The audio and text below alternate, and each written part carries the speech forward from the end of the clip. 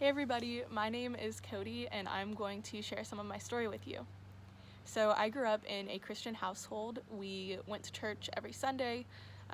My two older sisters and I were in youth groups, and we were on leadership teams and helped out with Sunday school as we were growing up, things like that. And so being in Sunday school during that time, I learned about who Jesus was and realized that I needed him in my life. And so I don't remember the exact moment, but I remember the emotions around that prayer that I made, knowing that I needed God in my life because I had fallen short, and that the only way to receive eternal life was to have Jesus in my life. And so I wanted that, and I wanted God to be in control of my life, and asked him for help in doing so. So in that, when I was really young, I kind of questioned my faith at times because I felt like, I grew up in church, my family was great, and I had awesome friends, and like my faith had never really been tested. And so in a way, that made me question my faith. But then my 8th grade year, my parents got divorced, and that was a really hard time for me and my family. I questioned a lot, I wanted to change things, but through all of that, there was just this sense of peace.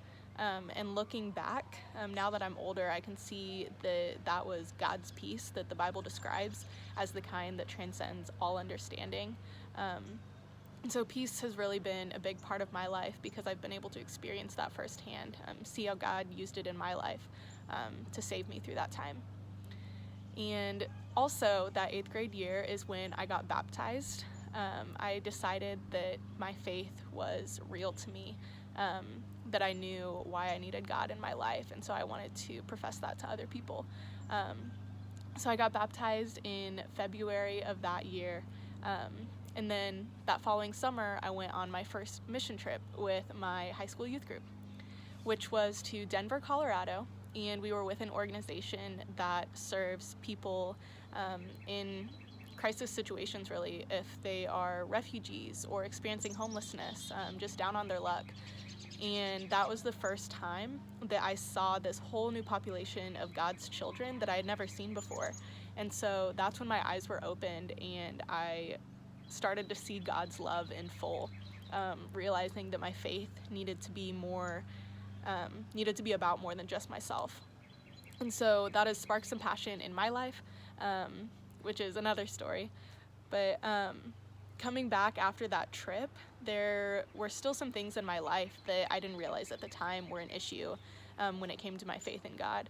So in high school, I was the A+ student. I was president of everything. I was a cheerleader. I always wanted to have the most friends around me, and just be known as that girl who had it all together. Because of that, I felt like I needed to just display this image of perfection to all of my friends, to my family, even to those around me, so that nobody could have something bad to say about me, I guess. And it wasn't until I got to college that I started to experience vulnerability for the first time, because in struggling with that idea of needing to be perfect, I hesitated to open up to people for all of the fears that went along with it.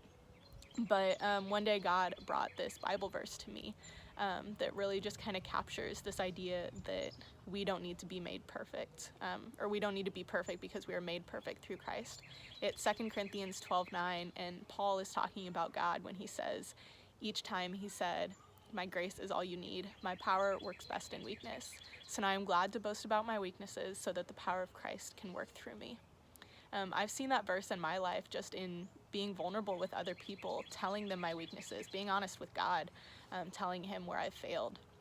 And in that vulnerability, there is freedom to not be perfect anymore, and there's rest in finding grace in God. And so that's where my story has taken me, and I've been growing recently in just really learning what it means to rely on that fact that that God's power is made perfect in our weaknesses, and what it means to fully trust him. Thanks.